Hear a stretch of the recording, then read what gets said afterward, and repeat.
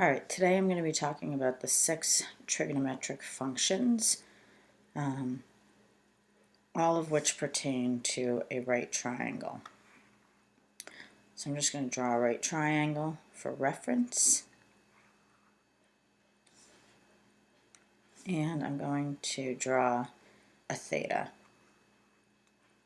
which is the symbol for an unknown angle. It's kind of like x in algebra, only we use a theta when we're talking about an angle. And so if you see a theta, you generally know that you're looking for an angle measurement.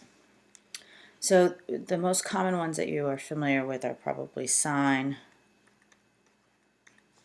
of an angle, the cosine of an angle, and the tangent of an angle. So sin is for sine, cos is cosine, and tan is for tangent. So the sine of an angle in a right triangle always refers to the opposite side up to the angle over its hypotenuse. I'm just going to abbreviate that. So it's opposite over hypotenuse. The tangent of an angle, or excuse me, the cosine of an angle refers to its adjacent side over the hypotenuse. These are ratios. It's how these two side lengths compare to one another. And the tangent is the opposite side over the adjacent, or O over A. So those are your 3 primary. Now we also have 3 others, one of which is the cosecant, which is abbreviated CSC for cosecant. We have the secant, which is abbreviated SEC, and we have the cotangent.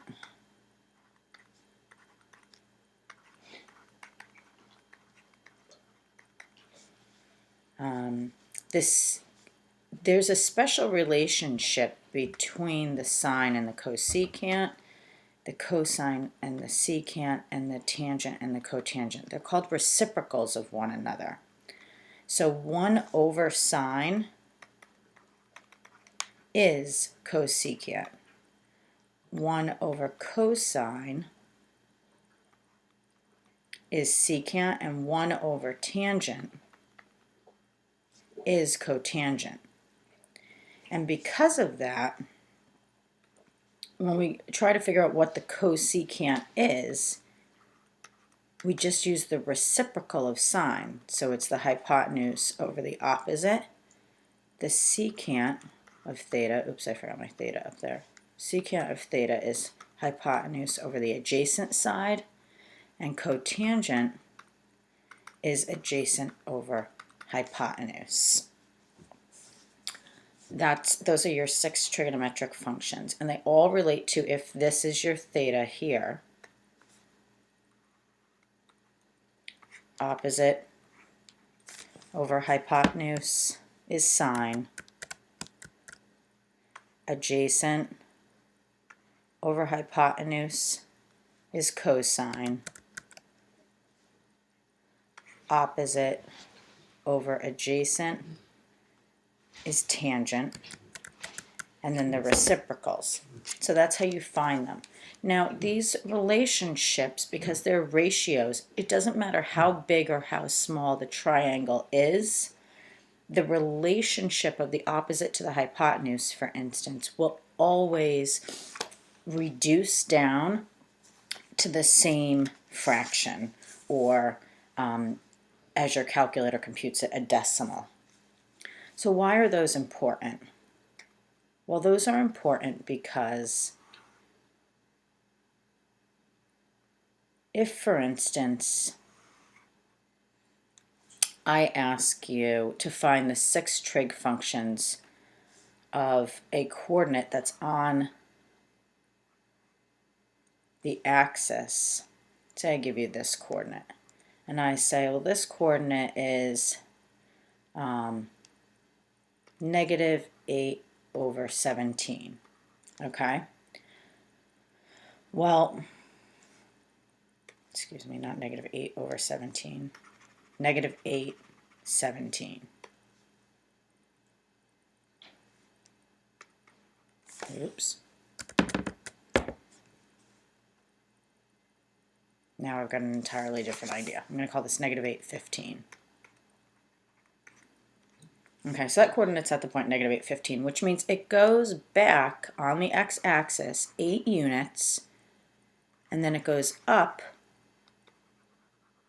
15 units, right? That's what that coordinate would be. So this length is negative 8, and this length is positive 15. And what we've created here is a right triangle. So we can find the hypotenuse of a right triangle using the Pythagorean theorem, a squared plus b squared equals c squared.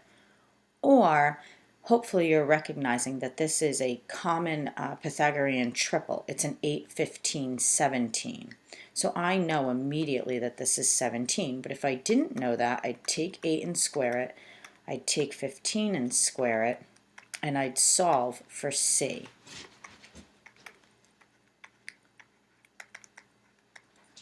And I would get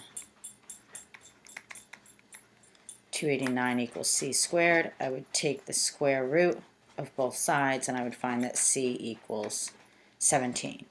Now, remember, the hypotenuse is always going to be a positive value because it's not nor an x or a y. It's simply just a distance. So the hypotenuse will always be positive. Hopefully, though, you recognize that that's a Pythagorean triple. So now, when I'm asked for the 6 trig functions of that coordinate, I've created a triangle. And I'm going to use this angle as my theta. Okay?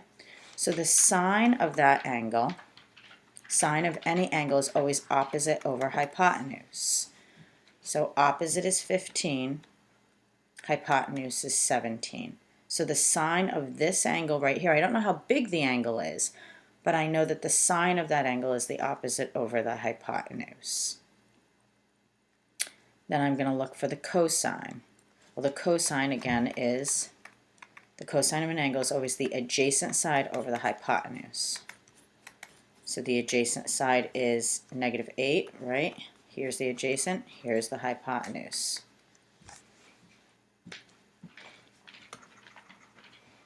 And I can go with the tangent side, and the tangent is opposite over adjacent. And the opposite is 15, and the adjacent is negative 8. And then I can find the other 6 trig functions. Cosecant, remember, is the reciprocal of sine. So I'm just going to flip this to be 17 over 15. All I do is flip the sign. The secant of an angle is the reciprocal of cosine, which is 17 over negative 8. And then the cotangent of theta is the reciprocal of tangent, so negative 8 over 15. So once I find the first 3, the other 3 are very simple. What I want you to notice, actually I'll end this here. So those are your 6 trig functions and how to calculate them. If the coordinate were down here, again, maybe this is the coordinate. I'm talking about going back 3 on the x-axis, back 3, and then down negative 4. That's how I get that coordinate. So this would be a distance of negative 4, and this would be a distance of negative 3. And my theta would be right here. And then I would calculate my hypotenuse, and I would work off of this triangle. I always drops to the x-axis because that's how you would figure out what the coordinate was. So that's how you find your 6 trig functions. Go ahead and try this one on your own.